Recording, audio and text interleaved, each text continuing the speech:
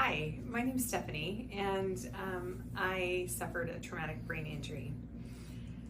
I was in my kitchen on a step stool hanging a sign in November of 2023, and I turned around to tie a knot in the sign, and when my husband was on the other part of the sign, he said, "We're done." I went to step back and I hit my head on the kitchen floor, the tile kitchen floor. That was the first thing that hit. I do not remember blacking out, but ended up in the ED and later was diagnosed with post-concussion syndrome because I'd been in the ER twice. What some of my experiences were, I suffered from really bad headaches and really intense vertigo. The vertigo, I was diagnosed with benign proximal positional vertigo years before. However, this intensified and was more present. So I think the dizziness came from the concussion as well as the vertigo. The things that I also experienced were visual deficits when I would look at something when I seemed to be in a different direction and I couldn't quite focus for quite some time.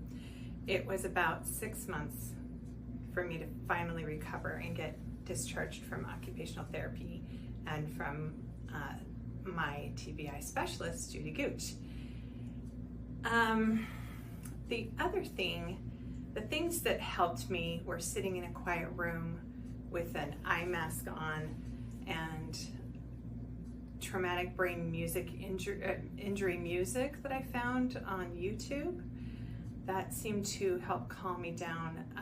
I'm a massage therapist by trade, and after about 2 hours of work, I felt like my head was in a vice. So when I tried to do more than what my body and my mind were capable of doing, that's when I realized my symptoms were going to increase, and it was not beneficial for me to try to push it as much as I would try because I was missing work. And how do you function in life with when you're missing work and you're self-employed and you don't have benefits that you may have from an employer that provides you short-term disability or anything like that. That being said, some of the symptoms I experienced were stammered speech, severe headaches, vertigo, this distorted vision stuff, and then my cognitive processing was much more challenging. That I sometimes still feel like I forget a few things here and there, but not nearly as bad. The other thing I noticed was I was walking. I thought that I was walking a straight line, and people would say, "Well, you're walking to your left." I couldn't track properly.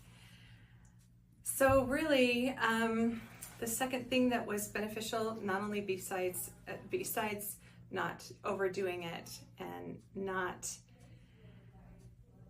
trying to do too much, whether it was work or home life with my son and my husband, was, oh shoot, I lost track of what I was gonna say.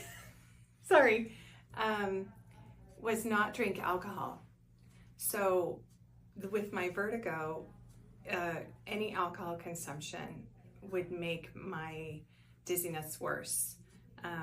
The one thing I did try to do was I tried to have an Epley maneuver done, and from the ear, nose, and throat specialist, which is a maneuver that helps get your crystals back in your ear.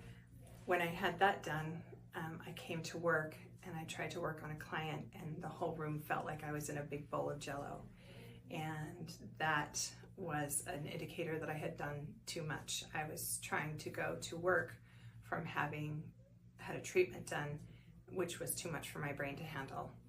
So what advice can I give you to take away from this? Just don't overdo it. Rest, your body will tell you, and just be grateful for the time that you are taking to heal. Thank you.